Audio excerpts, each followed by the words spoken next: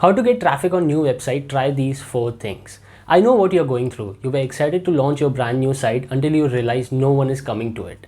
So you head to all the marketing blogs to learn how to fix this, and your traffic won't go up no matter which tactic you leverage. Well, I hope this video will help you out with the scenario you are in. If you're new to the channel, do subscribe and hit the bell icon to get notified with our new content.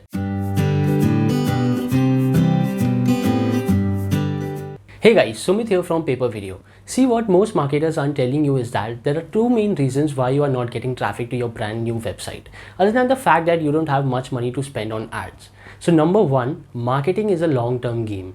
Almost all of the tactics marketers, including me, talk about the long-term tactics. They take 6 months or even longer to show any results. And second, your execution needs to be flawless. If you don't implement the tactics correctly, you won't see any results. Now, this doesn't mean you can't see short-term results or sales. More so, you have to change up your strategy. Every day you should search on Twitter for people talking about your competitor. When people have questions about your competitors' products or services or have complaints, try and help them. Don't pitch them on your company, just try and help them. Well, what you will find is people will be shocked that you are helping a competitor. And if you are this kind and helpful, what kind of service would they get if they took their business to you? In other words, being helpful wins your goodwill, and it will cause people to switch from your competitor to you. Affiliates. No matter what industry you're in, there are affiliates. When you are starting, you probably haven't created an affiliate program, yet you pay other marketers every time they drive you a sale or a lead. Now, what most people will tell you is that no one will promote your affiliate offer because it is unproven and new. Although your offer is indeed unproven, it doesn't mean all hope is lost. Just think of it this way. If someone is willing to be an affiliate for one company, they won't mind throwing in a few extra competitors. All it does is give them a potential to make more money. When using this strategy, consider sending out 10 emails a day. It shouldn't take long, and people typically don't mind adjusting their web pages to add another link that could earn them extra money. Now, compared to most tactics, this one will drive the least amount of visitors. Podcast. Next, we look at podcast. You don't have to do a weekly podcast, but I want you to interview someone in your space at least once a month.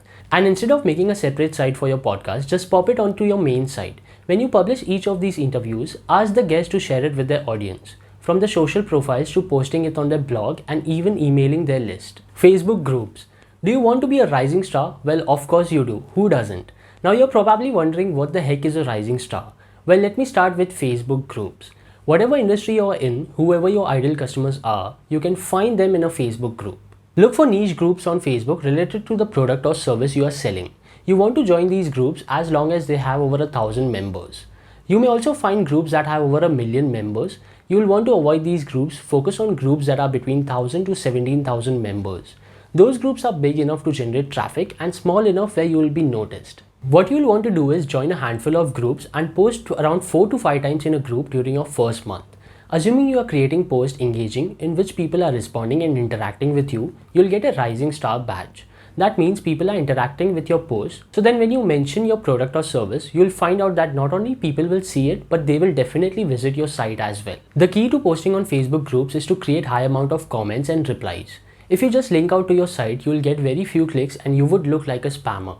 Posting links and nothing more will get you banned from the group. But if the content isn't engaging and people don't care to leave comments, you won't see much traffic from your Facebook groups. Co-publishing content. Have you ever thought about co-publishing content with other site owners? Even if you don't have a huge audience, people will still love co-publishing content with you. Why, you may ask? They may have an audience, but they may be too busy to create new content constantly. You can co-publish blogs together, record a webinar together, create a white paper, or anything else that you feel could be a good fit.